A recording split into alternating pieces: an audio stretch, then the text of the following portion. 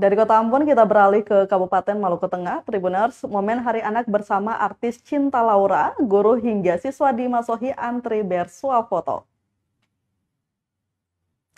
Kehadiran artis Cinta Laura di Kota Masohi, Kabupaten Maluku Tengah sontak menarik perhatian guru dan siswa yang hadir di lokasi puncak peringatan Hari Anak Nasional di Baileo Insinyur Soekarno Pandopo Bupati Rabu 26 Juli 2023.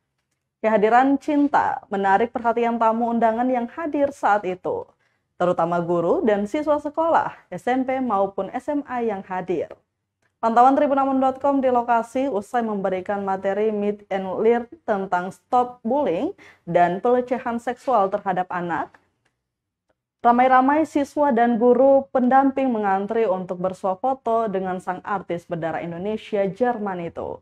Artis kelahiran Jerman 1993 itu pun melayani satu persatu sekolah secara bergantian untuk bersuah foto.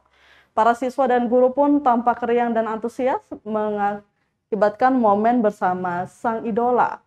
Diketahui bahwa kehadiran Cinta Laura diundang pengurus tim penggerak PKK Maluku Tengah untuk mengisi acara Meet and Learn pada momentum Hari Anak Nasional ke-39 tahun 2023 di Kota Masohi. Terima kasih sudah nonton. Jangan lupa like, subscribe, dan share ya.